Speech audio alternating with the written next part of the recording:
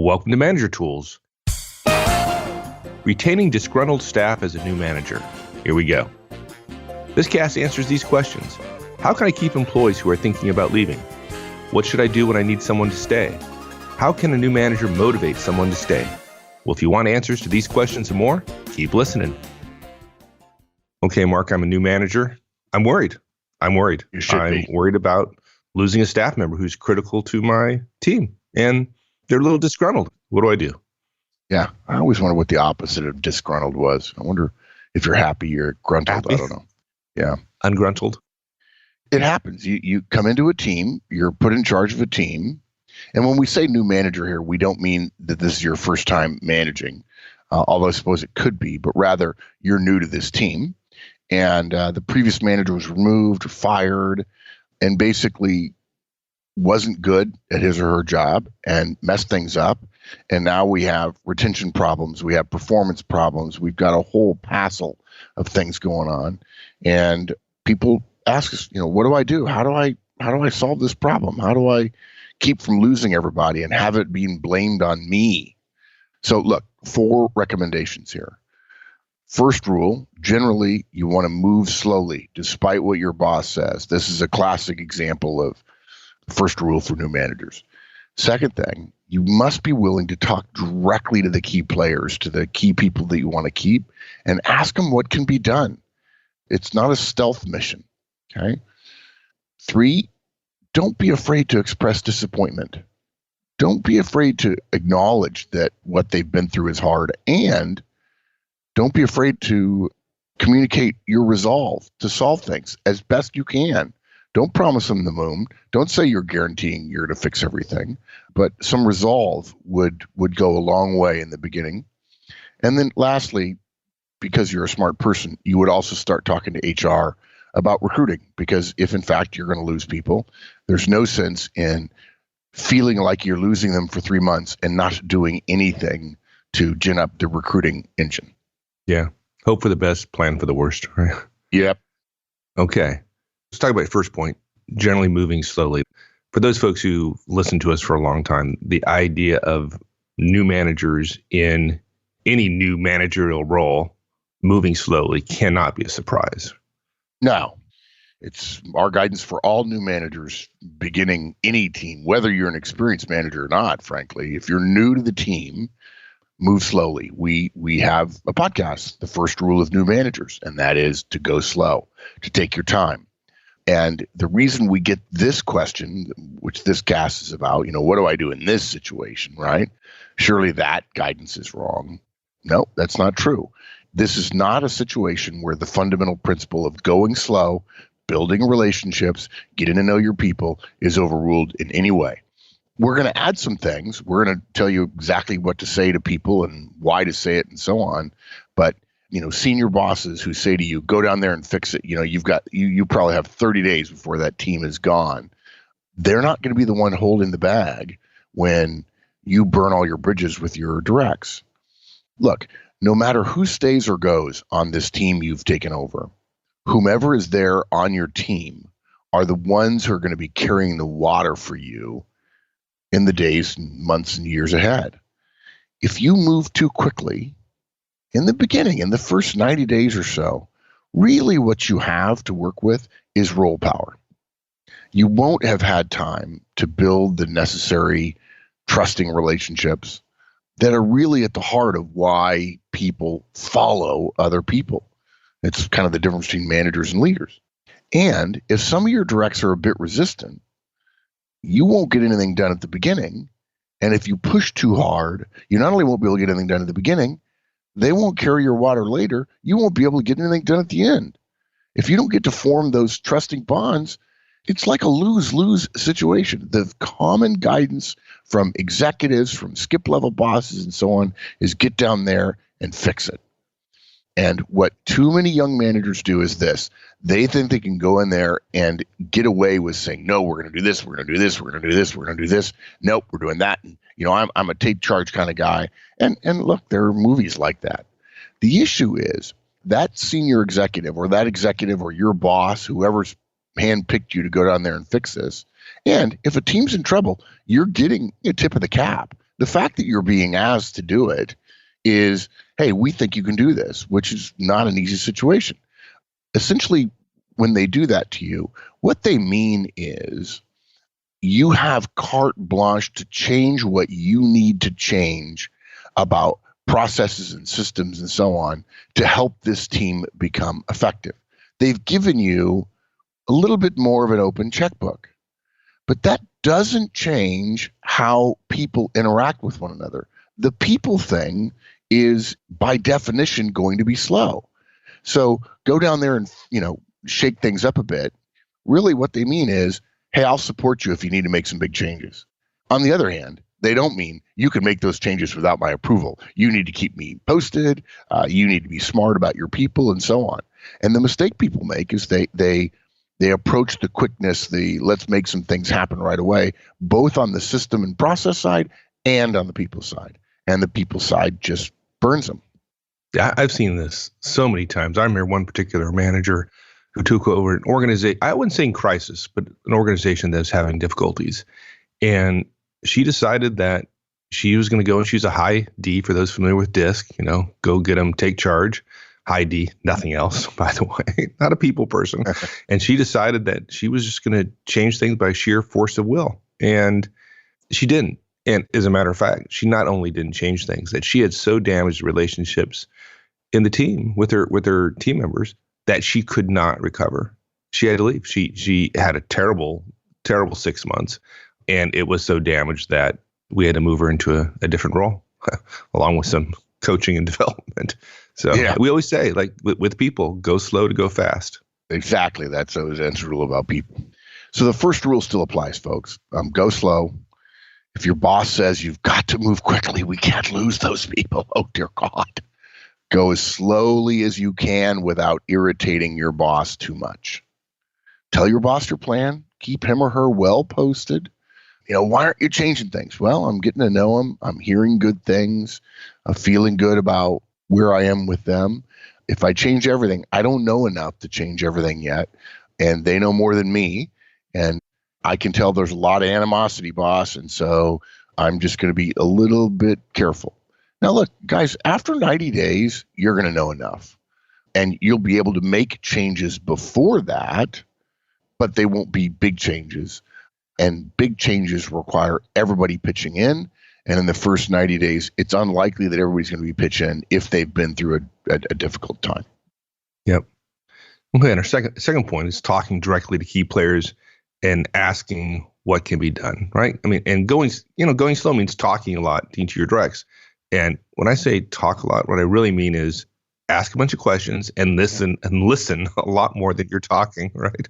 Yeah, this was one of the first times that I can remember in my consulting career, an incident where I made a significant difference. And there weren't that many of these, but I remember this one because I was fairly new, and some executive that I was working with, I want to say it was at Applied Materials, frankly, but nevertheless, I was asked to help a manager that was in this situation. I went down, sat down with him one morning and said, hey, tell me what's going on. He goes, I'm doing this and this and this and this and this and this. I said, you know these guys well? He says, no, not really, but my boss said I have to come down here and do all this stuff, whatever. And I said, no, you can't do this. No, that won't work. It won't work. Now, this guy's an engineer. His people are engineers. He says, the people thing doesn't really matter. And I said, no, you have to stop. And it took me probably 45 minutes to convince him that I was right, and to tell him several times during the conversation, I said, I bet this is happening to you, isn't it? He says, yeah, how'd you know that? And I said, I bet this is happening to you. Yeah, how'd you know that? I said, I'm telling you, you're literally running the opposite playbook of what you're supposed to. And I said, look, give me 2 or 3 days and let's engage in some different behaviors. And in fact, that was the beginning of when I used to give clients finger puzzles, the little woven bamboo things that you stick your fingers in either end. And when you pull real hard, you can't get your fingers out. Mm-hmm. As a reminder that sometimes going slow and having a less direct, a less forceful approach when you're in management or certainly executive roles is effective. Don't enact a lot of new policies that are around the issues that caused the problem with the previous manager or with this team. If you do that right in the beginning, because you don't know enough to do that, that'll be seen as closing the barn door after the horse already left. Now, look, when we say don't change anything, we don't say don't change anything, but please don't read into our guidance here, don't change anything. You can start having a staff meeting if there isn't one. You can start doing one-on-ones. You can ask every process owner, let's say there's such a thing on your team, ask every process owner for a 2 to 3 hour briefing in which he or she walks you through the fundamental principles, the measures, the history, the plans for improvement, and so on. That's not a change. That's a normal dialogue with a new manager getting somebody up to speed. When a new CEO comes in, she often goes to every division and she's there for the day. And there's a dog and pony show all day where, 6, 7, 8 senior VPs are presenting to the new CEO on their particular division. You can also start reviewing policies, but, you're only at this point reviewing them. Just tell people you want to look at it. You want to talk about it. Tell them, I'm not going to do anything yet. I don't know enough yet. Okay. I would hate it for somebody who doesn't know what I do to come down here and act like they can just make wholesale changes because they're just so smart. Right. And folks, they know that you don't know anything yet, right? But they'd like to hear from you that you know that. Yeah. And you know what? If you tell them, look, I don't know anything yet. I'm taking my time. I'm going to go slow. Any speed you go is probably going to be too fast. But you can tell them, I don't know a lot yet. And then when you start doing one-on-ones, let's say the previous manager wasn't doing one-on-ones, they're going to say, wow, he actually knows something, that these one-on-ones are actually good. I get a chance to tell him what's on my mind and so on. Or, hey, we're going to start doing staff meetings a little bit different. I hope it works out.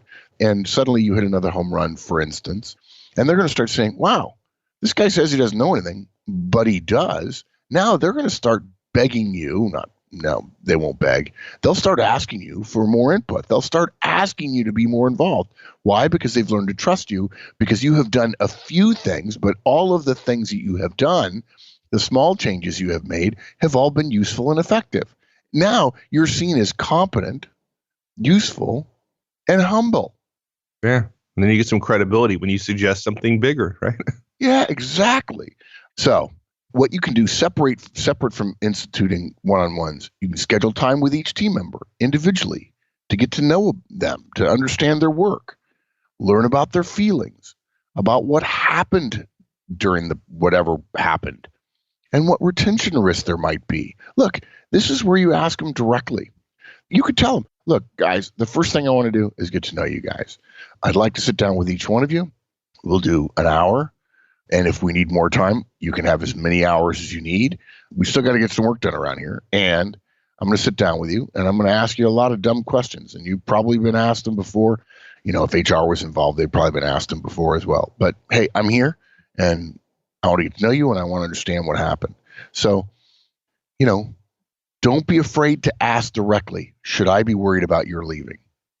Hey, look, you went through a rough time. We didn't treat you well. Should I be worried about you leaving, right? What should we be doing differently? What can I do to help us be more effective? Don't shy away to responding to some requests with, if somebody says, well, here's what you need to do. You say, well, I'm pretty sure I can't do that, but I hear your concern. I'll keep it in mind. And what I could do is this. In the beginning, it's not your job to defend the company. It's your job to try to keep the team together and to get them back in a productive mode.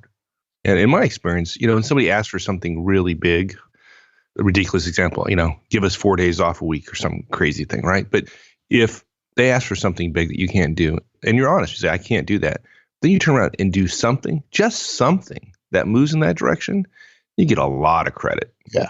Plus, when somebody asks for something like that, they know you can't do it, and they're just sticking their finger in your eye. And when you say, you know what, when you stick your finger in my eye, I'm not going to jump and respond to that. I'm not going to punish you for being a jerk or whatever. I'm being sensitive to the fact that you went through a rough time. Now, look, I'm not going to be sensitive for 5 years. Generally speaking, even if your boss was terrible, there was some stuff that could have happened on both sides of the coin, and so I'm aware of that too. But yeah, if your gut tells you you can't do something, you probably can't do it. And you can make some small changes and start asking, and it'll make a difference. Look, don't be afraid to acknowledge that them leaving would be a reasonable response to what's happened. It'd be okay to say something like, hey, I can understand why you'd be thinking about looking around. Things haven't gone well. And we, the organization, we should have seen this coming and been more involved more quickly. I hope you won't leave. That's part of the reason I'm here, is to keep you. But dude, I could understand why you'd consider it. Now, I told somebody this a while ago, and they said, oh, I couldn't do that. This person was talking to me, and every single thing I told them to do, their counter to it was, no. Your people will leave. Go back, tell their friends on the team, and their friends will say, oh, he means this or he means that.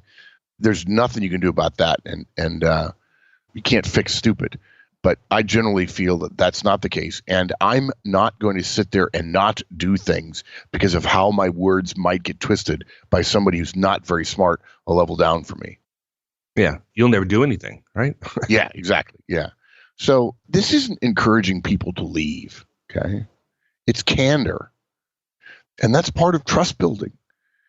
If you've assumed that some of the people on the team are thinking about leaving, you not mentioning it makes it the elephant in the room.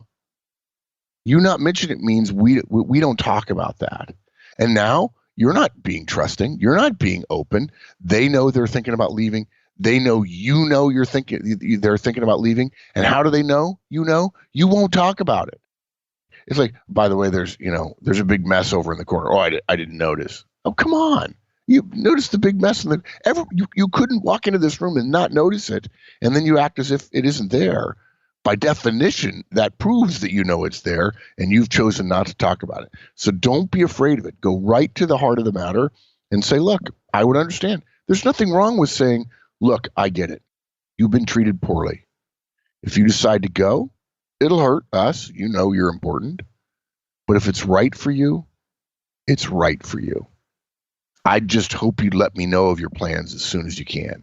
If you say that candidly, that is the only way in a difficult situation like this that you're going to get any advance notice at all. Because there are people who want to leave. They're willing to leave in a huff. And part of leaving in a huff is leaving the existing manager in a bit of a jackpot. And the only way around that is to tell them, hey, I get it. Yeah. It's the big elephant in the room, right? And they don't just assume that you know about it, right? Just assume that you're not stupid. They don't assume you don't know about it. They just assume you know about it and you're not willing to talk about it. But even worse is because you won't talk about it, they assume you're not going to do anything about it. Yeah. There lies the problem, right? So, if there's no light at the end of the tunnel, your chances of losing good people have gone up. Yeah. They not only assume you're not going to do anything about it, they assume you can't, because you have power by definition, and you know that there's something going on, and they can tell you're not talking about it. Well, why wouldn't you talk about it if it was something you could do something about? So you prove by not talking about it that you don't have power, which is not true or good.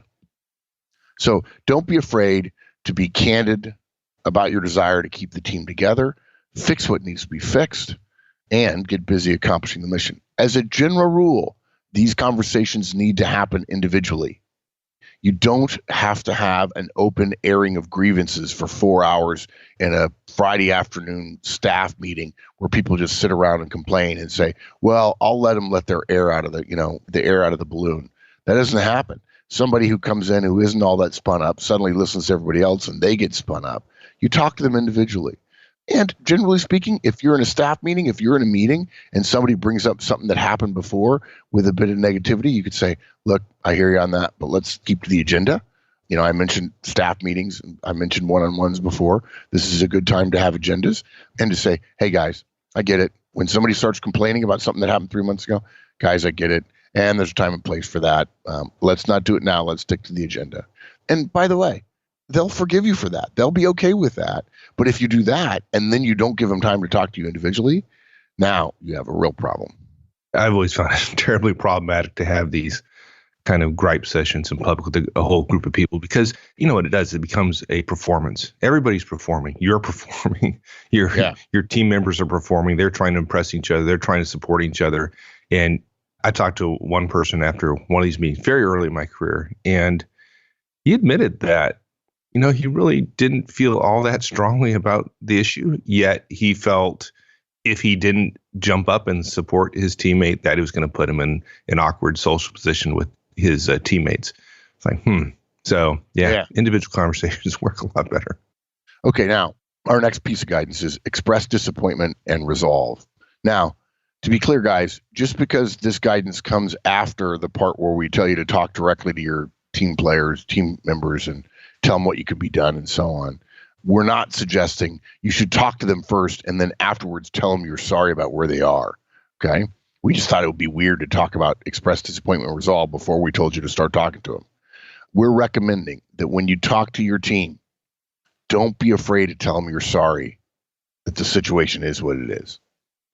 Don't shy away from saying, I can understand why you're feeling mistreated, not represented, not respected, and not led, not well managed. Don't be afraid to say these things. Don't be afraid to take responsibility. Your point at the end about don't be afraid to tell them, for example, not being well managed. What Mark is not saying is that you sit there and then talk about all the sins of the previous manager. That's not what you're doing. Yeah. You do what Mark said after that, which is be willing to take responsibility for the way things are. Yeah. Thank you for that clarification. And look, while you're the company's representative to the team, that's what role power is, by the way, you also know that a trusting relationship is the best way to get results and to keep people. There's nothing wrong with saying true things that aren't venomous, say, against previous people or so on, but it would be okay to say, you're right, that shouldn't have happened. And I have to tell you, in today's world, as hard as people work to cover up, the person who says, you know what, that didn't go well, I take responsibility, I'm sorry, I wasn't here, but I'm the one that's here. I wasn't here at the time, I'm here now. It's okay to share those kind of things with me, and you're right, we were wrong, and I'm here to fix it. Yeah. After saying that statement, don't go on to list all the things, why it happened and why it wasn't your fault. Please don't do that. Yeah. Well, if you're reasonably competent and humble and you keep a low profile, you don't have to tell them you weren't there. They're going to see you as different than what happened before, and they'll start trusting you separate from your role, which would cause them to not be trusting of anybody. Look, you don't have to cover for the previous boss because, hey, the company protects its own, or, you know, you can't really speak that way about leaders or managers or whatever. You don't have to avoid the topic of what happened. You don't have to put it behind us by ignoring how people feel about it. Yeah, look, there's a statute of limitations on these things, but interestingly, the timeline until you can say, hey, look, you know, that was X weeks ago, X months ago. Let's try to stay in the present. That timeline will be shortened a lot when you're actively seeking out the topic and discussing it. If you put the past off limits, so to speak, you're going to encourage people to talk privately. The feelings will fester. They won't be talking to anybody who can fix anything. All they'll be doing is reliving the old stuff rather than talking about what we can do going forward. And by the way, if you act as if there's no talking about it at all, you're telling the team you don't care about what's important to them. So it's okay to ask these questions, to express your disappointment, to express your regret, and to also express your resolve. You might find that our guidance on feel, felt, found would be helpful, which sounds a little bit like, I understand how you feel. I've been in similar situations, maybe not this bad. I think I know how you feel. I've felt that way too. And frankly, maybe what you found is one bad manager isn't a reason to make a major career move, and making a move out of anger or frustration about events that will pass probably isn't the best way to go. And, you know, I should say this as well. When we talk about candor and we talk about resolve, we mean that it's okay to say to your directs, I really don't think you should leave now. It's okay to say it's your call. We already said that. But you can also go on and say, it's your call. And if you leave, I would understand why you would leave. That was a pretty big miss we had there. That didn't go well, or wow, we're all embarrassed by how that turned out. And I'd be remiss if I didn't tell you now is not the time to be making a change. Okay. Maybe your bonus will be less than it was a year before, but there's still going to be a bonus.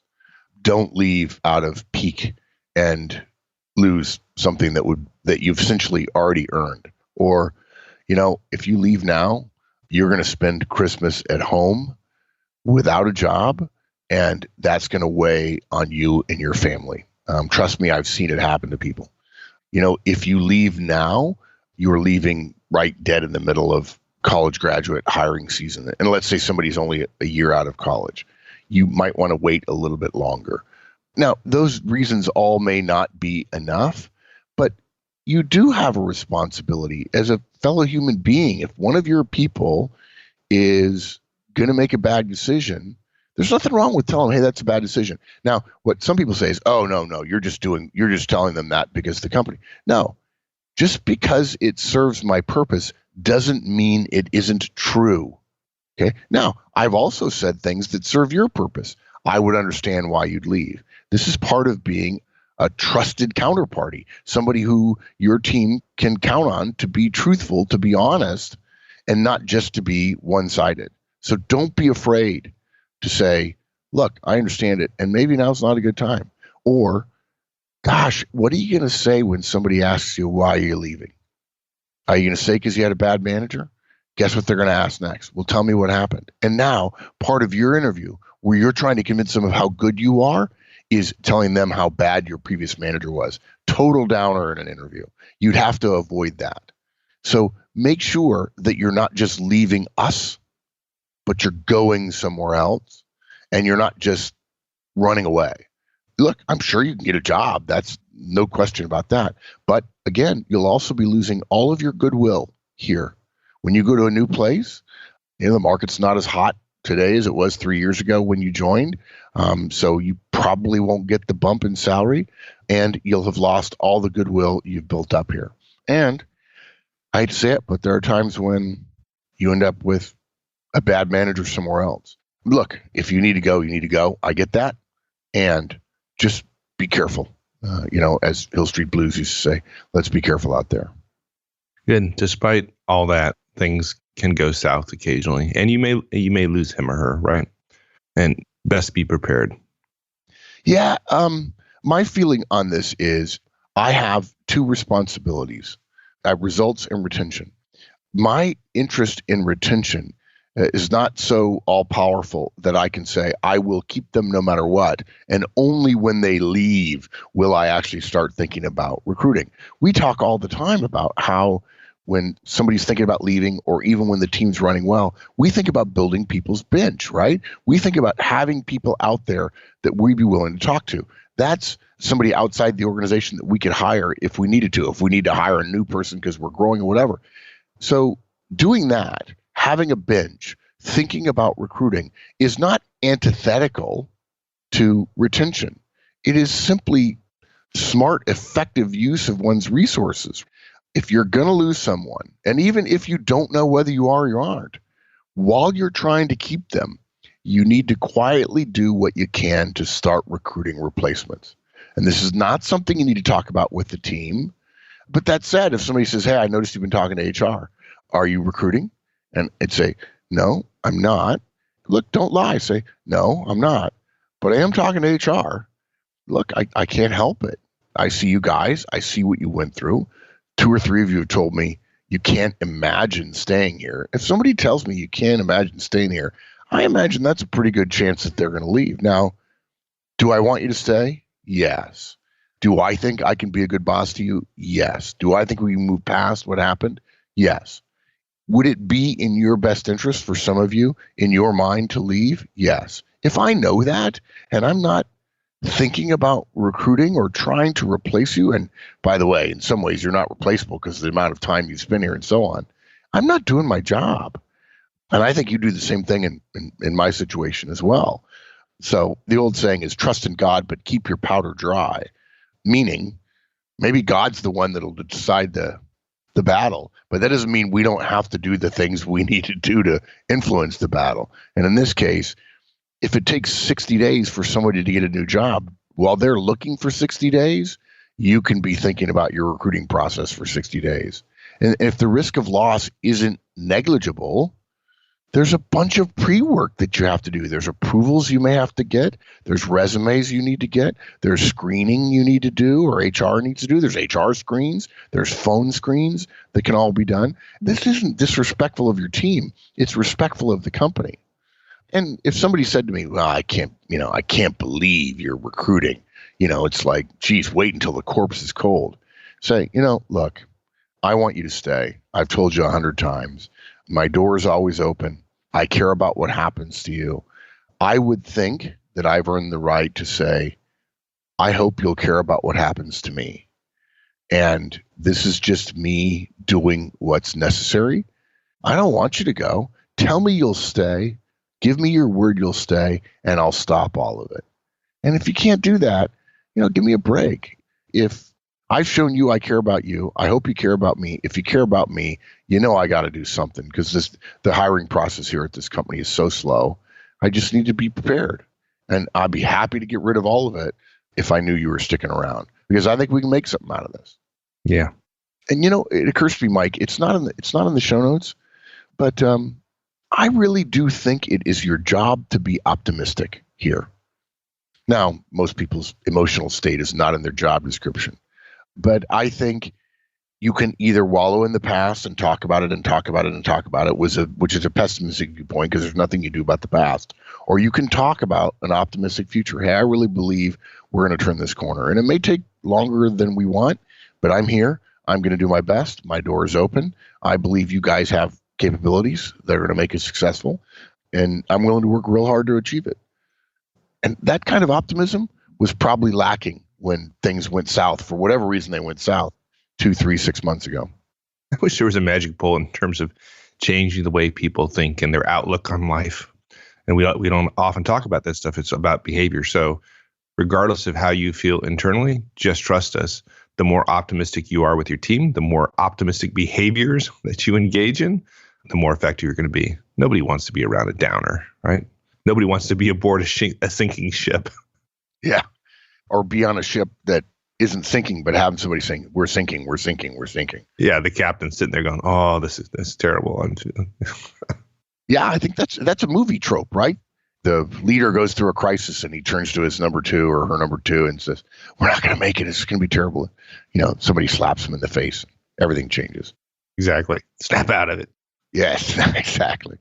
So summarizing, guys, if you take over a team and it's been damaged in some way and you've got some retention risks in the very beginning in your first days, take it slow, no matter what people are telling you. Don't be afraid to address the issue of retention directly. Be willing to express regret and concern about where people are. Avoiding the topic makes it worse and frankly suggests you don't care. And then keep your powder dry. You probably need to make sure HR understands that you may need to recruit and there may need to be some quiet things done in advance to prepare for that potential situation. Awesome. All right, my friend. I enjoyed it. Thank you. Thanks, partner. All right, man. We'll see you. Thanks, everyone. That's it for this week. We'll see you next week. Have a great one. So long.